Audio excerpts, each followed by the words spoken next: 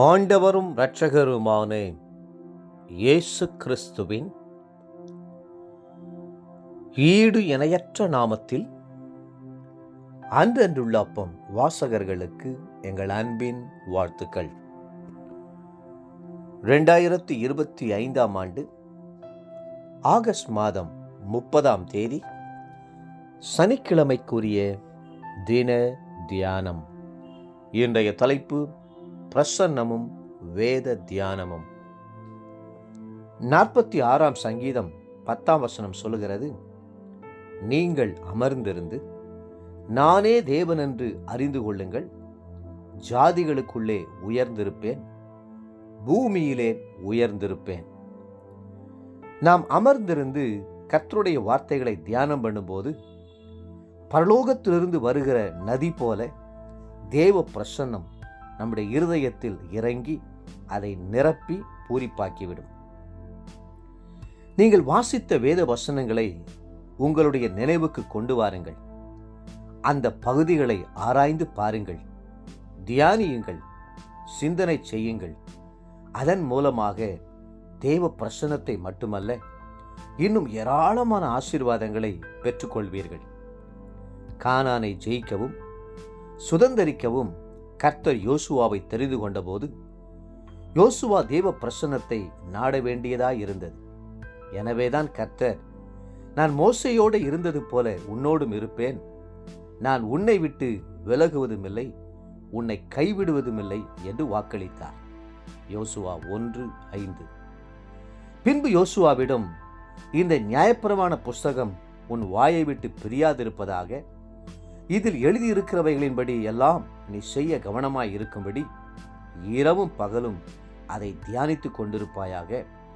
அப்பொழுது நீ உன் வழியை வாய்க்க பண்ணுவாய், அப்பொழுது புத்திமானாயும் நடந்து கொள்ளுவாய் என்றார். யோசுவா 1:8. நீங்கள் வேதத்தை வாசிக்கவும் செய்யலாம், மனப்பாடமும் செய்யலாம். ஆனால் வேதத்தை தியானிக்கிறீர்களா என்பதே முக்கியம். தியானிக்கும் போதுதான் தேவனுடைய வல்லமை உங்களுடைய ஆத்துமாவை பலப்படுத்தும். வெறும் வாயிலே மென்று துப்பிவிடக்கூடாது. உங்களுக்குள் வசனத்தின் வல்லமை ஏற்றுக்கொள்ள வேண்டும். தாவீது ஒரு தியான புருஷன். ஆகவே அவர் கர்த்தருடைய வேதத்தில் பிரியமாயிருந்து இரவும் பகலும் அவருடைய வேதத்தில் தியானமாயிருக்கிற மனுஷன் பாக்கியவான் என்று எழுதியதுடன் தானே அந்த பாக்கியமான அனுபவத்திற்குள் கடந்தும் வந்தார். 1 சங்கீதம் 2ஆம் வசனம். என் படுக்கையின் மேல் நான் உம்மை நினைக்கும் போது ராட்சாமங்களில் உம்மை தியானிக்கிறேன் என்றார். 63ஆம் சங்கீதம் 6ஆம் வசனம். தியானிப்பது என்றால் என்ன? ஆடு, மாடு, ஒட்டகம், ஒட்டகச் சிவிங்கி போன்றவைகளுக்கு ஒரு விசேஷ சுபாவம் உண்டு. அவைகள் அமைதியான ஒரு இடம் தேடி அமர்ந்த பின்பு தாங்கள் மேய்ந்து வந்த உணவை அசை போட்டு ருசிக்க ஆரம்பிக்கும். மேய்ந்ததை மீண்டும் அசை போடும் அந்த சுபாவமே கிறிஸ்தவ மார்க்கத்தில் தியானத்திற்கு ஒப்பிடப்பட்டிருக்கிறது. தேவப்பிள்ளைகளே, வாசித்த வேத பகுதியை நினைவுக்கு கொண்டு வந்து அதை சிந்தனை செய்து அதில் கற்றுக்கொள்ளும் பாடம் என்ன என்பதையும், எச்சரிக்கை என்ன என்பதையும், ஆசீர்வாதம் என்ன என்பதையும் ஆராய்ந்து அந்த வசனத்தின் ஆழங்களை ருசி பார்த்து அவற்றை அனுபவமாக்கிக் கொள்வதே தியானத்தின் முக்கியமான பலனாகும். இன்றைய நினைவிற்கு 19ஆம் சங்கீதம் 14ஆம் வசனம்.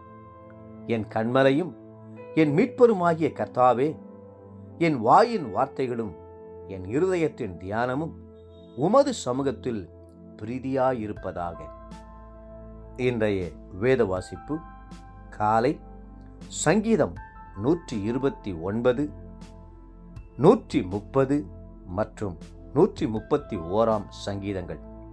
மாலை 1 கொரிந்தியர் 11ஆம் அதிகாரம் 1-16ஆம் வசனம் முடிய. அன்புக்குரிய அன்றன்றுள்ள வாசகர்களே, மீண்டும் உங்களை வாழ்த்துகிறோம். வேதத்தை வாசியுங்கள், தியானியுங்கள். கர்த்தர் உங்களை ஆசீர்வதித்து மென்மேலும் உயர்த்துவாராக. ஆமென்.